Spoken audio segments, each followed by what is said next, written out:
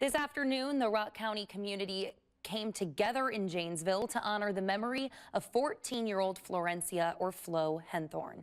The teen tragically lost her life from a gunshot wound last Sunday.